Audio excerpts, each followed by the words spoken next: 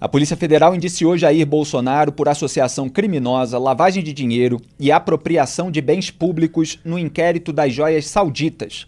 No exercício do mandato, o então presidente ganhou joias e outros presentes que, de acordo com investigações da PF, começaram a ser negociados nos Estados Unidos em junho de 2022, portanto, o último ano do mandato de Bolsonaro.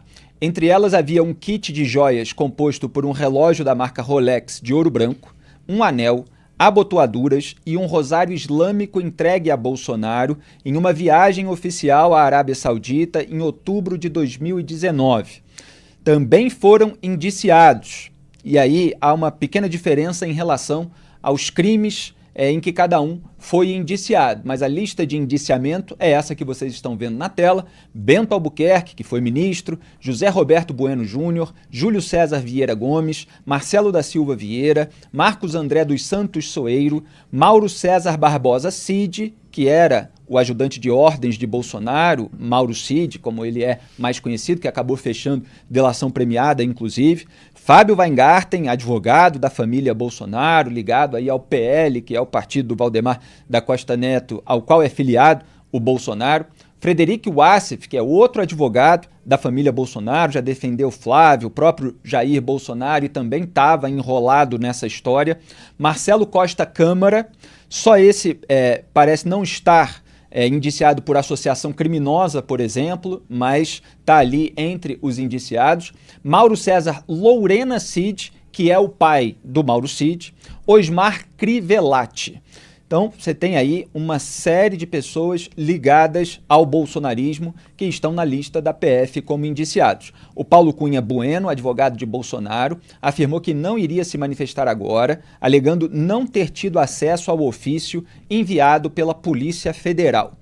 Essas informações acabaram de surgir, Duda Teixeira, e nós estamos aqui fazendo a cobertura em tempo real, em cima do lance, o Papo Antagonista começando quente. Uma história que já tinha ficado um pouco para trás aí no debate público, embora a família Bolsonaro seja alvo de ironias nas redes sociais em relação a isso, mas o Brasil, como essa fábrica de escândalos, o debate público vai apontando para outro lado, mas uma hora chega uma conclusão de investigação e traz de volta toda aquela história. A gente viu como aqueles presentes recebidos foram vendidos nos Estados Unidos e depois da revelação, inclusive pela própria imprensa, houve uma tentativa de adquirir de novo e todos esses detalhes vão aparecer assim que os autos forem abertos aí ao público. Essa tentativa de adquirir de novo, imagino que você está falando daquela história que eles colocaram um relógio à venda num site americano, descobriram que a história vazou, foram lá e recompraram, né? Às pressas, correndo. E aí é muito claro, fica muito evidente aí a pista que deixaram, né? Que realmente tinham feito uma coisa errada e tentaram consertar. E teve o caso, o Mauro Cid, que você citou e que fez a delação premiada. Então, o Mauro provavelmente passou informações para a Polícia Federal. A Polícia Federal, nesse tempo, investigou, falou-se também na imprensa de quebra de sigilo bancário.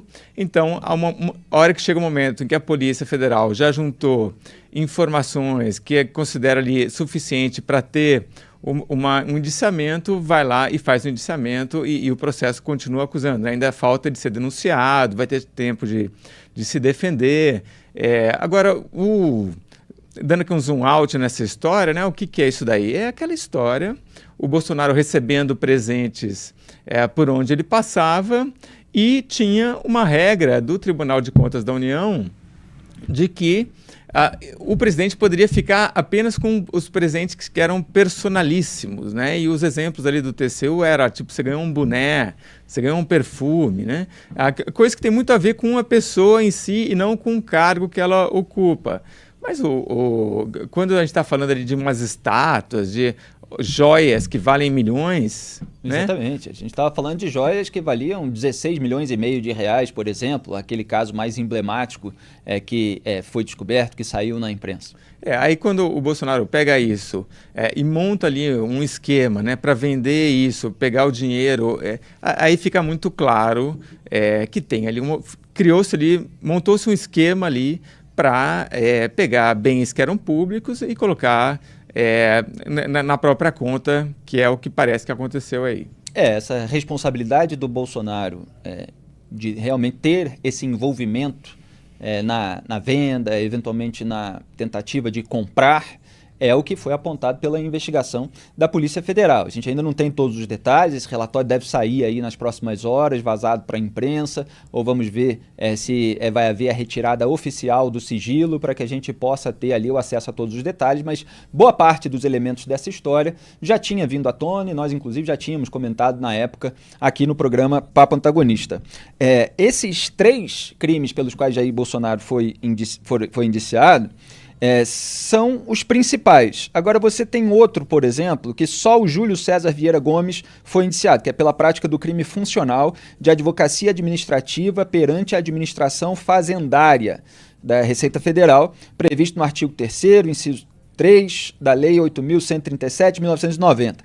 Os outros envolvem aí uma série desses indiciados que a gente mostrou na lista geral. Artigo 312 do Código Penal, que é apropriar-se o funcionário público de dinheiro, valor ou qualquer outro bem imóvel, público ou particular, de que tenha posse em razão do cargo, ou desviá-lo em proveito próprio ou alheio. Outro é o artigo 1º da Lei 9.613 de 1998, que é lavagem de dinheiro. E o outro é o crime de associação criminosa previsto no artigo 288 do Código Penal. Então, itens personalíssimos, que era uma expressão que foi alvo aí de muita tentativa de se emplacar a narrativa para cá e para cá.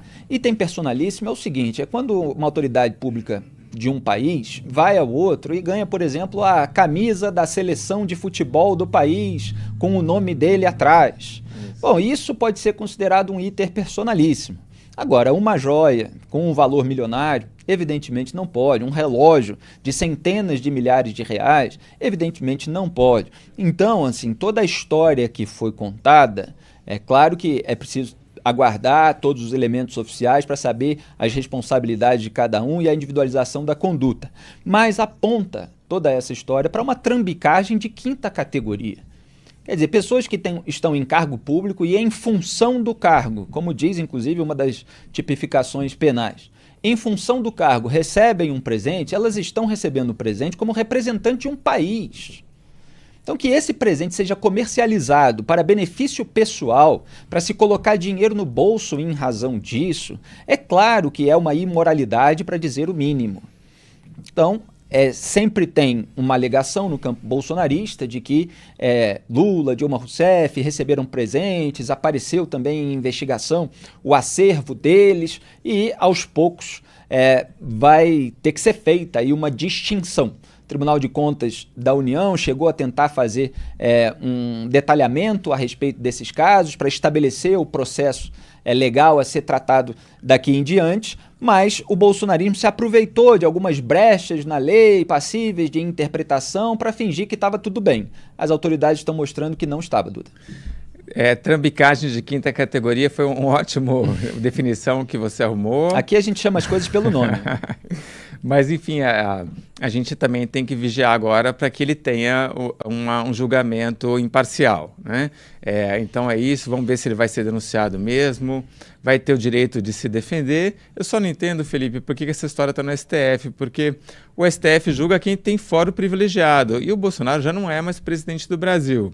Entendo que isso deveria estar na primeira instância e não no STF. Então a gente tem que ficar cobrando a imparcialidade, independência no julgamento que vai ter daqui para frente.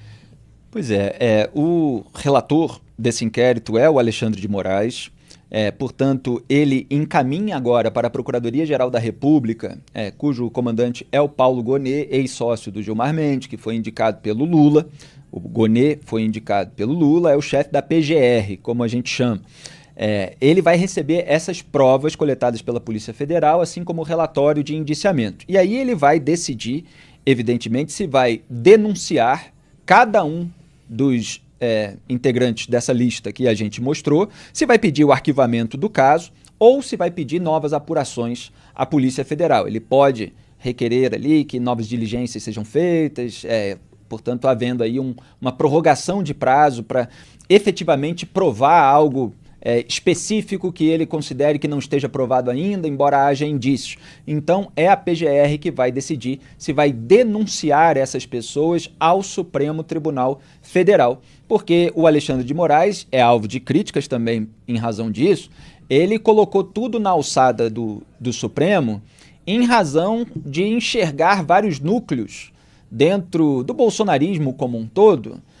Um que estava ali voltado mais ao golpe de Estado, outro que estava se aproveitando dos bens públicos. As milícias digitais. As milícias digitais, exatamente. Ele tem até um mapinha que ele faz nesses relatórios para mostrar esses tentáculos como uma tentativa de justificar que tudo fique sob a jurisdição do STF, motivo pelo qual é bastante criticado, porque aí a consequência é que muitas pessoas sem foro privilegiado acabam sendo julgadas pelo Supremo Tribunal Federal. Obviamente, nós vamos continuar acompanhando essa história.